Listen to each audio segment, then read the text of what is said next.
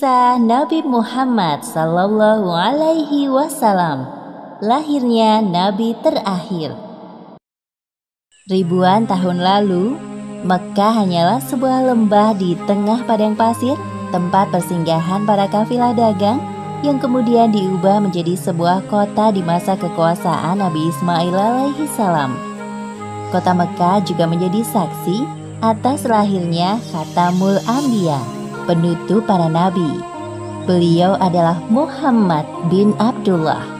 Nenek moyang Nabi Muhammad bernama Hashim bin Abdul Manaf. Saat Hashim berkuasa, kota Mekkah terkenal dengan pusat perdagangannya yang makmur. Tidak ada yang dapat menyaingi kemampuan berdagang masyarakat Mekkah pada saat itu. Namun sayangnya, kehebatan masyarakat Mekkah dalam berdagang tidak sebanding dengan kebiasaan jahiliyah yang sering mereka lakukan.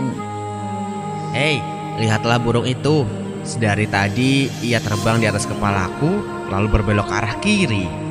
Nenekku pernah berkata, jika burung itu berbelok ke arah kiri, maka kau akan tertimpa sial. Benarkah ucapanmu? Ya, tentu saja. Menurut kepercayaan masyarakat jahiliyah, jika burung itu berbelok ke arah kanan, maka nasib baik akan datang.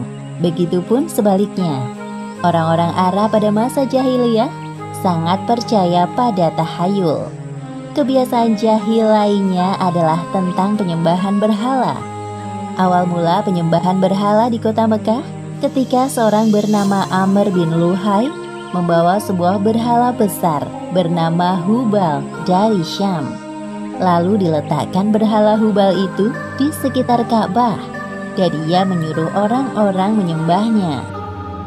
Ayo cepat, bawa kemari minumannya. Kerongkonganku rasanya kering sekali. Sabarlah sebentar kawan. Bagaimana kalau kita berjudi sambil minum-minum? Tawaranmu sungguh menggiurkan. Tentu aku tidak bisa melewatkannya kali ini. Hei, kamu yang duduk di sana, panggil para penari untuk menghibur kami. Tidak hanya berjudi dan minum arak, pencurian, perampokan juga hal yang sering terjadi. Sasarannya orang asing yang mereka temui di jalan. Hei kau, cepat turun dan serahkan semua harta yang kalian bawa. Mulai saat ini, kau dan istrimu adalah budak di rumahku. Kalian berdua jangan sekali-kali berani melawanku, atau nyawa kalian melayang. Tak terasa tahun demi tahun berlalu dengan cepat. Kepemimpinan Hashim digantikan oleh pemimpin yang lebih muda dan berkompeten di saat usianya telah lanjut. Sebelum beliau meninggal, Hashim mewariskan banyak sekali harta kepada Abdul Muthalib. Wahai keponakanku, semua ini adalah harta milik ayahmu. Kau pantas mendapatkannya. Terima kasih, wahai paman. Aku akan menggunakan semua harta peninggalan ayahku untuk kebaikan. Saat ini, Abdul Muthalib berperan sebagai Sikayah, yaitu orang yang bertugas menyediakan air dan makanan bagi pengunjung Ka'bah. Saat itu, Ka'bah sangat ramai dikunjungi oleh orang-orang, melebihi gereja Al-Quds di Yaman milik Raja Abraha. Namun, seiring berjalannya waktu, persediaan air semakin menipis. Pada saat itulah Abdul Muthalib teringat tentang cerita sumur Zam-Zam. Banyak orang mengatakan bahwa sumur Zam-Zam telah tertimbun tanah ratusan tahun yang lalu, jadi mustahil jika ditemukan. Sepertinya aku harus menemukan sumur Zam-Zam itu. Apalagi tugasku sekarang sebagai sikhoyah. Kemudian beliau memanggil salah satu putranya yang bernama Harits. Wahai Harits, anakku, kemarilah. Dapatkah engkau menemaniku mencari sumur Zam-Zam yang telah tertimbun tanah ratusan tahun lamanya itu? Baiklah, dengan senang hati aku siap membantumu mencari sumur Zam-Zam itu, wahai ayah. Abdul Muthalib dan Harits berpencar dalam menggali di beberapa tempat, namun tidak ada hasil. Wahai ayah, apa mungkin sumur Zam-Zam benar-benar telah lenyap tertimbun tanah? Wahai anakku, kalau kita bersabar, Allah akan memudahkan pencarian kita. Orang-orang yang melihat perbuatan Abdul Muthalib dan Harits hanya bisa mencemooh. Wahai Abdul Muthalib, mengapa engkau mengerjakan perbuatan yang sia-sia? Sumur itu telah lama hilang tertimbun tanah. benar yang dikatakannya. Bukankah dahulu nenek moyang kita, Mudzaz bin Amr, pernah mencari tapi juga tidak berhasil? Sudahlah, biarkan saja dia. Lagi pula kita telah mengingatkannya. Abdul Muthalib terbangun dari tidurnya karena mendengar suara. Ia seperti mendapatkan petunjuk tentang keberadaan sumur Zam-Zam dalam tidurnya.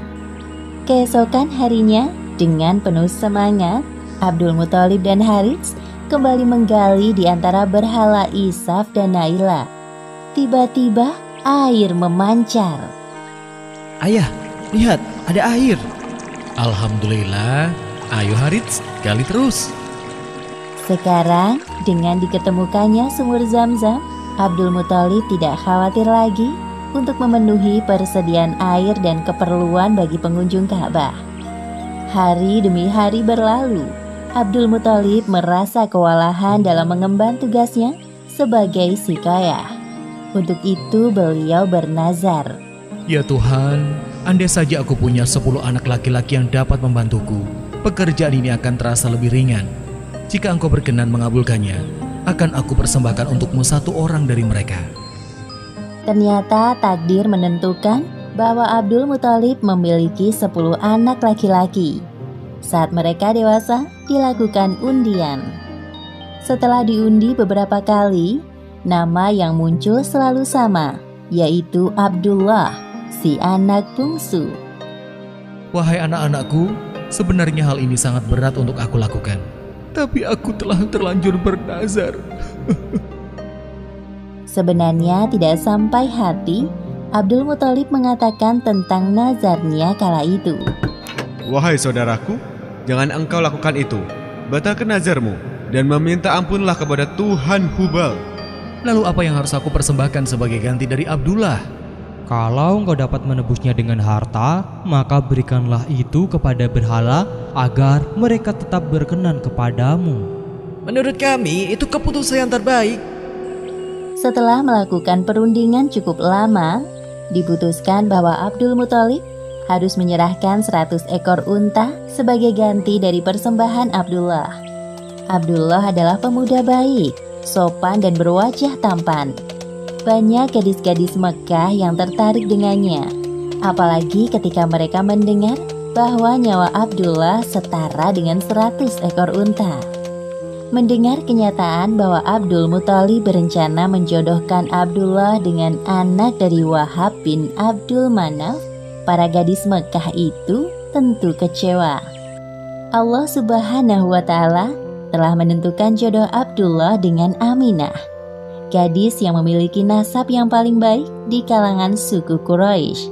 Akhirnya mereka berdua menikah. Wahai istriku, musim semi telah tiba.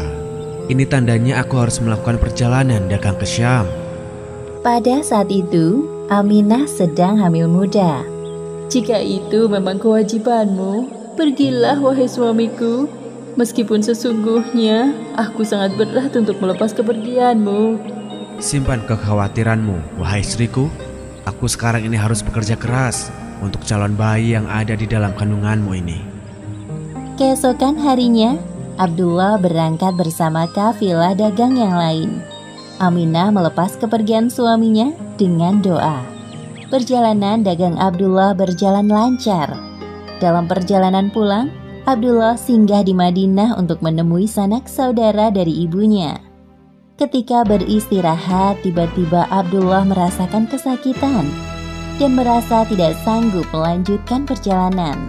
Wahai kawanku, sepertinya aku tidak sanggup untuk melanjutkan perjalanan ke Mekah. Tolong sampaikan kabar tidak baik ini kepada ayahku. Baik, wahai Abdullah, aku akan menyampaikannya kepada Abdul Muthalib sesampainya di Mekah. Ketika berita itu sampai ke telinga Abdul Muthalib, beliau segera menyuruh anak sulungnya, Harits, untuk melihat kondisi Abdullah dan mengajaknya untuk pulang ke Mekah. Namun setibanya Harits di Madinah, Abdullah telah meninggal beberapa saat sebelum kau datang, wahai Harits. Inna lillahi wa inna ilaihi raji'un. Semua anggota keluarga Abdul Muthalib berduka mendengar kematian Abdullah. Tentu saja Aminah lebih berduka karena kehilangan suami yang sangat dicintainya. Wahai bayi yang ada dalam perutku, semoga kelak engkau tumbuh menjadi orang yang bermanfaat bagi sekitar, seperti mendiang ayahmu, walaupun kalian belum sempat bertemu. Abdullah meninggalkan warisan berupa beberapa hewan ternak dan seorang budak perempuan bernama Ummu Aiman. Pada tahun kelahiran bayi Muhammad, terjadi peristiwa penyerangan yang dahsyat oleh Raja Abrahah dari Yaman. Saat itu Mekah dipimpin oleh Abdul Muthalib. Raja Abrahah berniat untuk menghancurkan Ka'bah karena merasa iri dan tersaingi dengan kemasyhuran Ka'bah. Namun Allah Subhanahu wa Ta'ala menggagalkan penyerangan Abrahah beserta pasukan gajahnya. Tepatnya pada hari Senin, tanggal 12 Rabiul Awal tahun 571 Masehi, Aminah melahirkan bayinya. Seorang bayi laki-laki tampan dan bersinar terang. Semua keluarga besar bersuka cita dengan kelahiran Muhammad, seolah-olah Abdullah hadir kembali di tengah-tengah mereka. Kehadiranmu mengingatkanku pada ayahmu. Sungguh, memandang wajahmu mengingatkanku akan ayahmu, wahai cucuku. Dengan penuh sukacita, Abdul Muthalib menggendong cucunya untuk bertawaf di Ka'bah. Ya Allah, terima kasih atas hadiah terindah ini. Aku sangat bersyukur atas kelahiran bayi ini. Akan kuberi nama dia Muhammad. Setelah lewat 7 hari, Abdul Muthalib menyembelih unta sebagai ungkapan rasa syukur atas kelahiran bayi Muhammad. Wahai Abdul Muthalib, siapakah nama bayi ini? Aku memberinya nama Muhammad. Semoga kelak bayi ini menjadi orang yang terpuji dimanapun ia berada. Aminah memandang bayinya dengan perasaan bahagia, seperti doa yang selalu ia panjatkan. Allah Subhanahu wa Ta'ala telah menakdirkan Muhammad menjadi orang yang berpengaruh dalam mengubah sejarah dunia. Seperti yang disebutkan dalam Al-Quran, Surat Al-Anbiya ayat 107. Dan tiadalah kami mengutus kamu, Muhammad, melainkan untuk menjadi rahmat bagi semesta alam. Demikianlah akhir kisah lahirnya Nabi terakhir, Muhammad Sallallahu Alaihi Wasallam. Beberapa hikmah yang dapat kita ambil dari kisah ini, diantaranya, pertama, kesabaran dan niat baik dalam melakukan pekerjaan akan dimudahkan oleh Allah Subhanahu wa Ta'ala, seperti tekad kuat Abdul Muthalib dalam menemukan sumur Zam-Zam untuk memakmurkan Ka'bah. Kedua, jangan terlalu lama larut dalam kesedihan, karena semua yang bernyawa pasti mati dan digantikan dengan generasi baru, seperti kelahiran bayi Muhammad yang menjadi penyejuk hati bagi keluarganya setelah kematian Abdullah. Wallahu a'lam bishawab.